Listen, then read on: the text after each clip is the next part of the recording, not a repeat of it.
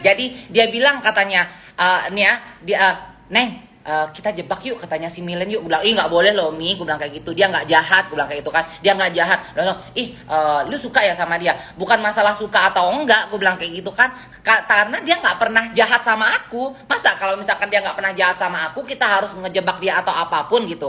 Itu dia yang mau jebak Milen. Demi Allah nih ya, demi Allah nggak ada rezeki seumur hidup. Aku bilang jangan Mi, gue bilang dia nggak jahat sama aku. Apa namanya, si kakek itu yang mau ngejebak Milen itu sampai masuk penjara. Itu udah dibahas. Kalau LL, demi Allah, demi Rasulullah nih ya, saksi hidupnya ada Stasia. Itu yang ngejebak dia, itu adalah si kakek cabul ya. Sabar dulu. Ngomong aku kok. Tunggu dulu, sabar. Sabar ya. Jangan sampai emosi. Sabar.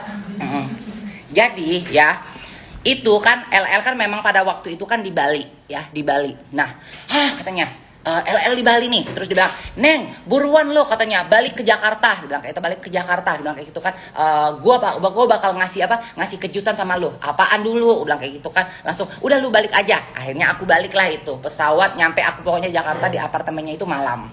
Aku nyampe malam, lu lihat ya katanya, malam ini LL itu pasti ketangkap. Dia bilang kayak itu, langsung, kok lu bisa tahu? Nih ya, katanya, udah tuh.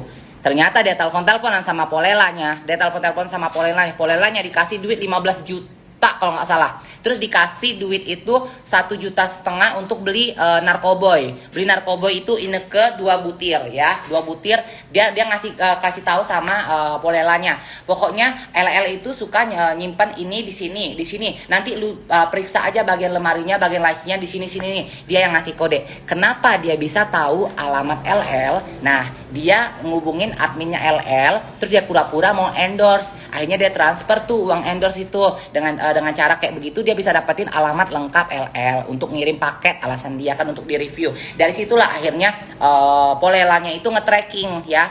Polelanya itu nge-tracking GPS ya. GPS LL dari Bali semua. Nah, dia udah di airport. Buruan katanya. Nah, dia udah sampai di apartemen, buruan. Jadi di tracking ya. LL dari Bali sampai ke airport, sampai ke Jakarta, sampai ke apartemennya semua di tracking. Kenapa? Makanya itu pas LL udah di apartemennya, berapa jam kemudian tiba-tiba Polela datang. Padahal LL itu udah lama banget tidak pernah pakai namanya itu Ineke. Dan tiba-tiba ada dalam tong sampah LL itu Ineke. Nah, itu dari siapa coba? Itulah dari dia, dari si kakek cabul itu yang beli Ineke itu, dan disuruhnya lah Polela itu yang dibeyongnya itu 15 juta itu masukin ke dalam tempat sampah itu. Dia bekerja sama si kumis lele yang dulu bermasalah juga sama gue. Nah, itu ya, kita bahas LL. Terus untuk bahas Nikita itu iya, dia ngebayar nyuap saksi itu untuk bersaksi kalau dalang dari pemukulan dia itu adalah Nikita. Saksi itu dibayar 30 juta. Tapi enggak, dari aku dia minta sumbangan 5 juta loh nih. Hah? Dari aku 5 juta loh. Dari yang lain kan? Ya, jadi dia minta sumbangan.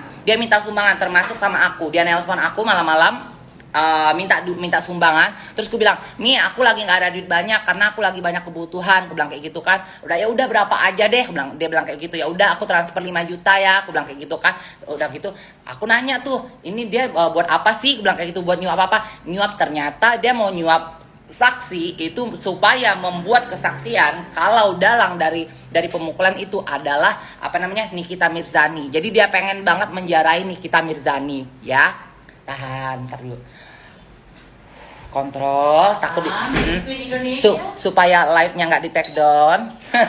Supaya live-nya bisa di save kan.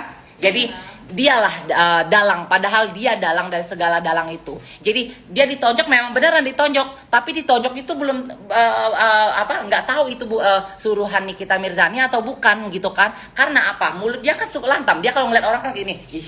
Jadi pada waktu itu ada orang Asimbon lewat, dia ketawa ya nih. Dia ketawa-tawa. Jadi orang Asimbon itu lewat, dia ketawa-tawa. Kayak nawain gitu loh, nawain. Sekarang kalau misalkan pas nawain kayak gitu, siapa nggak tersinggung sih kan? Tahu sendiri kan kalau misalkan kayak orang Asimbon gitu kan ya. Kalau misalkan berantem ya berantem gitu kan, bunuh-bunuhan gitu kan. Ya udah tuh. Jadi jangan berisik.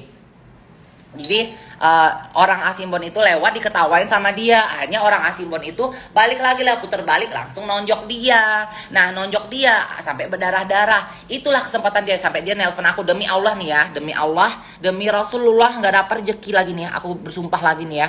Dia bilang, Neng, berisik. Neng, dia bilang kayak gitu.